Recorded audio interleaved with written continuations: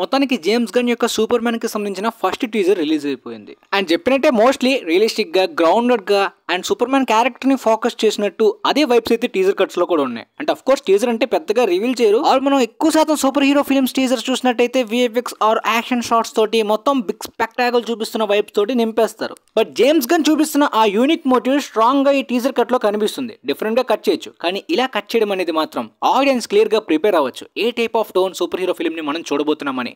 Super man అంటే ఏదైనా చేసేయగలడు, ఎగరగలడు, మొత్తం బద్దలు కొట్టగలడు, ఏమాత్రం కూడా స్ట్రగుల్ ఆర్ ఇంటెన్స్ ఎలాంటిది కూడా ఉండదు సఫర్ అవడం. కానీ అది స్టార్టింగ్ స్టేజ్ లోని సూపర్ మ్యాన్ సఫర్ అవుతున్నప్పుడు, తన పవర్స్ తనే నేర్చుకుంటున్న టైంలోని అండ్ తనకంటూ ఒక సొసైటీలోని గుర్తింపు కోసం, ఫర్ ఎగ్జాంపుల్ సూపర్ మ్యాన్ అంటే సొసైటీలోని హోప్ కి సింబల్ లాంటివాడు. మరి తను ఎర్లీ స్టేజెస్ లోని దాన్ని సొసైటీలోని ఎలా పుట్టించగలిగాడు. రెగ్యులర్ గా సూపర్ హీరోలా వచ్చి సేవ్ చేస్తే రొటీనే, కానీ యూనిక్ గా తను ఏం అచీవ్ చేశాడని హోప్ సింబల్ సొసైటీలోనే వచ్చింది. అంటే నార్మల్ గా గాల్లో ఎగురుతాడు, బ్యాక్ ఒక కేప్ ఉంటుంది, మొత్తం లేజర్స్ వస్తాయి, పవర్స్ ఉంటాయి, ఇవన్నీ అంతే. కానీ సొసైటీ అలాంటి పవర్ఫుల్ క్యారెక్టర్ ని ఎలా రిసీవ్ చేసుకుంటారు, ఒక మనిషి గాల్లో ఎగురుతున్నప్పుడు సొసైటీ ఎలా రియాక్ట్ అవుతుంది. సో మరి దాన్ని జేమ్స్ గన్ గారు మంచి story telling and perfect writings తోటి జస్టిఫికేషన్ చేస్తారు, మంచి ఎస్టాబ్లిష్మెంట్ ఈ యూనివర్స్ కి సూపర్ మ్యాన్ కి ఇస్తారు ఆరిజిన్ ఫిల్మ్ తో అని ఎక్స్పెక్ట్ చేస్తున్నాను. హోప్ మరి దాన్ని ఆయన నిలబెట్టుకుంటారో లేదో చూడాలి థియేటర్స్ లో. పోతే ఓన్లీ సూపర్ మ్యాన్ యొక్క ఎస్టాబ్లిష్మెంట్ మాత్రమే కాదనమాట. క్లార్క్ కెంట్ తను ఒక నార్మల్ హ్యూమన్ అండ్ రిపోర్టర్ గా తన ఐడెంటిటీని దాస్తూ స్మాల్ విల్లీలోని తన ఫ్యామిలీతో ఉన్న బాండ్ అండ్ రిలేషన్ ఎమోషన్ ని కూడా చాలా స్ట్రాంగ్ గా చూపించాలి. నాకు తెలిసి మీలో చాలా మంది CWలోని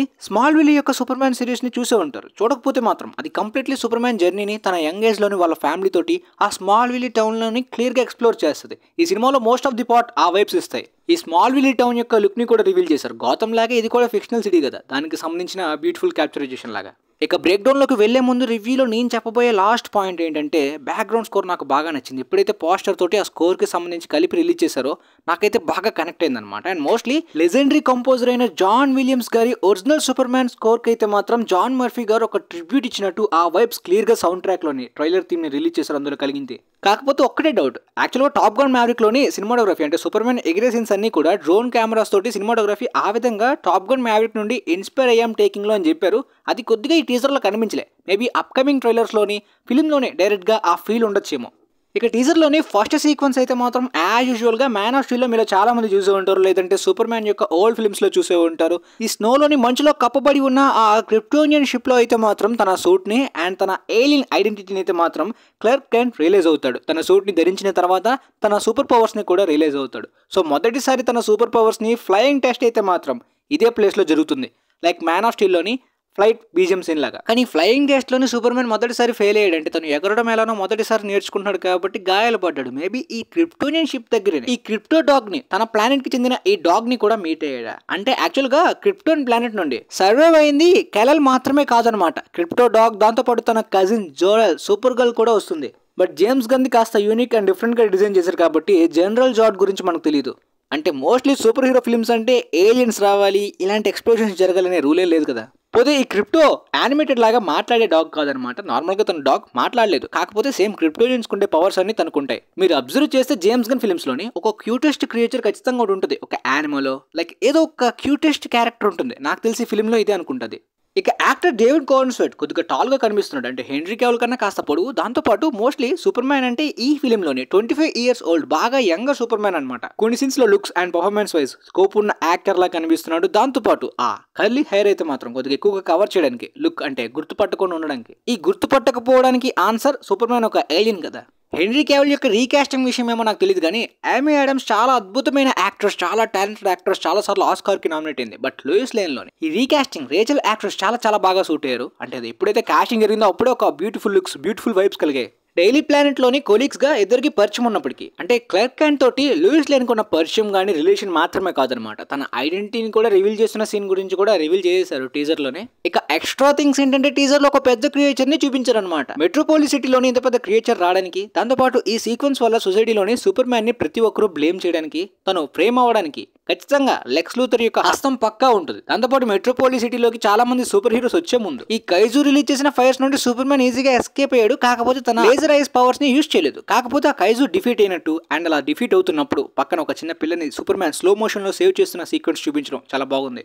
ఇక్కడే బ్యాక్గ్రౌండ్ లో సూపర్ మ్యాన్ అంటూ స్లోగన్ మొదలవడం కూడా చాలా బాగా సెట్ అయింది. బొరేవియన్ ట్రూప్స్ దగ్గర ఆ బార్డర్ దగ్గర జరుగుతున్న అటాక్స్ లో అయితే మాత్రం ఒక కంట్రీ ఫ్లాగ్ నిలబెడుతున్నట్టు సూపర్ మ్యాన్ ఫ్లాగ్ ని ఒక పిల్లవాడు నిలబెట్టడం గానీ, సూపర్ మ్యాన్ ఒక గాడ్ లాగా తలుచుకోవడం గానీ, ఆ హోప్ సింబాలిక్ పొట్రిజేషన్ చాలా బాగా సెట్ అయింది సీన్స్ లో. ఆ నెక్స్ట్ సీన్ లోనే కాంట్రవర్సీ క్రియేట్ అయినట్టు టీజర్ లో కట్ చేశారు. కాకపోతే ఇది ఆ క్రియేచర్ సీక్వెన్సే. లెక్స్ లూథర్ యొక్క పాలిటిక్స్ ఒక పొలిటికల్ కాంట్రవర్సీలా అనిపించచ్చు. కాకపోతే ఇక్కడ సూపర్ మ్యాన్ యొక్క సూట్ ని అబ్జర్వ్ చేసినట్టయితే మొత్తం కాలిపోయినట్టు ఉంది ఆ క్రియేచర్ యొక్క ఫైర్ వల్ల. సో ఒక పెద్ద లాస్ జరగడం, దాన్ని అంతా సూపర్ మ్యాన్ నే బ్లేమ్ చేసినట్టు, సూపర్ మ్యాన్ నే ఫ్రేమ్ చేసినట్టు. అంటే ఆ క్రియేచర్ పడుతున్నప్పుడు ఒక కిడ్నీ సేవ్ చేసినప్పటికి ఒక పెద్ద బిల్డింగ్ మొత్తాన్ని కూడా సూపర్ మ్యాన్ తోస్తున్నట్టు, కింద పడుతున్నట్టు పెద్ద డిస్ట్రక్షన్ అయితే జరిగింది.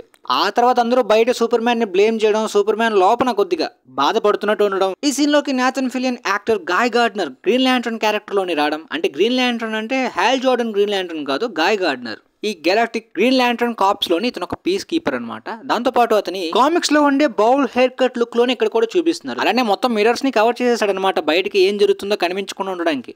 తనతో పాటు back Mr Terrific and Hawkgirl కూడా వచ్చారనమాట. ఈ మిస్టర్ టెర్ఫిక్ అయితే మాత్రం ఒక inventor and super hero, and Hawkgirl గురించి మీ అందరికీ తెలిసే ఉంటుంది. వీళ్ళంతా కలిసి ఒక యాక్షన్ సీన్ లో ఇన్వాల్వ్ అయ్యి ఉంటారు. మేబీ అది కట్ చేసి ఉంటారు టీజర్ లో చూపించకుండా. అండ్ ఈ సీక్వెన్స్ లోని మిస్టర్ టెర్ఫిక్ ని సూపర్ మ్యాన్ చాలా గట్టిగా స్ట్రాంగ్ గా ఆపుతున్నాడు అనమాట. మిస్టర్ టెర్ఫిక్ కూడా పవర్ఫుల్ సూపర్ హీరో క్యారెక్టరే. అండ్ ఈ ఫిల్మ్ లో ఒక ఇంపార్టెంట్ రోల్ జస్ట్ క్యామియో మాత్రం కాదని జేమ్స్ గన్ కన్ఫర్మ్ చేశారు. Hawkgirl and Green Lantern maybe cameos గా ఉండొచ్చు. మొత్తం సూపర్ మ్యాన్ స్టోరీలోని ఈ టైప్ ఆఫ్ క్యారెక్టర్స్ కానీ, ఈ టైప్ ఆఫ్ ఎలిమెంట్స్ కానీ ఇంతకుముందు ప్రీవియస్ ఫిల్మ్స్ లో లేని యూనిక్ స్క్రిప్ట్ ని డిజైన్ చేయడానికి జేమ్స్ గన్ ఇవన్నీ పెట్టినట్టు క్లియర్ గా కనిపిస్తుంది. ఒక big alien threat, alien villain కాకుండా లెక్స్ లూథర్ యొక్క ఇంట్రొడక్షన్ కూడా చూసారా? సూపర్ మ్యాన్ ని కోపంగా ఎగురుతున్నప్పుడు చూడడం. అసలు లెక్స్ లూథర్ స్టార్టింగ్ నుండి సూపర్ మ్యాన్ ని హేట్ చేస్తుంటాడు. నిక్లస్ హోల్ట్ కాస్టింగ్ కూడా చాలా మంచి ఐడియా. పోతే క్రిప్టోనైట్ వెపన్ ఎక్కువగా వాడుతుంటాడు. చూస్తుంటే ఈ గన్ లోని క్రిప్టోనైట్ బుల్లెట్ ఉందా? అండ్ ఈ ఫిల్మ్ లో ఇంట్రెస్టింగ్ క్యారెక్టర్స్ లోని మరొక interesting character doctor phosphorus. Like Marvel కి గోస్ట్ రైడర్ లాగా డీసీలో ఉండేలాంటి క్యారెక్టర్. ఆల్రెడీ క్రియేచర్ కమాండర్స్ లో చూసారు కదా, ఆ క్యారెక్టర్ తో పాటు మెటామోర్ఫో క్యారెక్టర్ ని కూడా చూపించబోతున్నారు. యాక్చువల్ గా ఈ క్యారెక్టర్ ఎలా ఉంటుంది, డిఫరెంట్ కలర్స్ ని మిక్స్ చేసే విధంగా ఉంటుంది. కొద్దిగా అగ్లీగా చూపిస్తారు అనుకున్నాను కానీ ఒక క్రియేచర్ లాగా, ఏలియన్ లాగా డిజైన్ చేశారు. ఇతను ఒక ఆర్కియాలజిస్ట్, ఒక సూపర్ హీరోయే, సూపర్ విలన్ కాదు. ఎలిమెంట్స్ ని తన బాడీలోకి ట్రాన్స్మిట్ చేసుకుని వేరియస్ ఫామ్ కి మార్చడం. అందుకని కామిక్స్ లో డిఫరెంట్ కలర్స్ తో మిక్స్ చేసి తన బాడీ ఉంటుంది. కానీ ఇక్కడ తన లుక్ అయితే కామిక్ యాక్యురేట్ కాదు. మరి జేమ్స్ గన్ ఈ క్యారెక్టర్ ని ఏ విధంగా ఈ ఫిల్మ్ స్టోరీలోకి ఫిట్ చేద్దాం అనుకుంటున్నారో చూడాలి సినిమా వచ్చాక. ఈ సీన్ లో లెక్స్ లూథర్ సఫర్ అవుతున్నట్టు, అంటే ఓటమిని ఫేస్ చేసినట్టు, కానీ తన ప్లాన్స్ ఏంటి, తన మోటివ్ ఏంటో, ఆ మైండ్ గేమ్ ఏంటో ఫిల్మ్ లో ఇంకా చూడాలి. ఎందుకంటే లెక్స్ లూథర్ ఒక టిపికల్ విలన్ అయిపోయాడు. ఇప్పటికే చాలా ఫిల్మ్స్ లోని సూపర్ మ్యాన్ ని ఓడించడానికి క్రిప్టోనైట్ ని వాడతాడు, లేదంటే డూమ్స్ డేని తేవడం, ఇలాంటివి కాకుండా ఒక యూనిక్ ఐడియా, మైండ్ గేమ్ ఖచ్చితంగా ఈ సినిమాలో ప్లాన్ ఏ విధంగా ఉంటుందో చూడాలి. ఎందుకంటే ఇది సూపర్ మ్యాన్ యొక్క ఎర్లీ స్టేజెస్. తన పవర్స్ నుండి, తన ఐడెంటిటీ నుండి తను సర్వైవ్ అవ్వాలి, నేర్చుకోవాల్సిన చాలా ఉంది. ఇలాంటి టైంలోని లెక్స్ లూథర్ యొక్క మైండ్ గేమ్ లో ఇరుక్కుని తను ఏ విధంగా ఫేస్ చేశాడు, తర్వాత సూపర్ మ్యాన్ గా ఎలా ఎస్టాబ్లిష్ అయ్యాడు, ఒక గాడ్ ఎలా అయ్యాడు, ఆ తర్వాత తన జర్నీలోని పెద్ద విలన్స్ ని అప్కమింగ్ ఫిల్మ్స్ లో ఈ యూనివర్స్ లోని ఫేస్ చేయొచ్చు.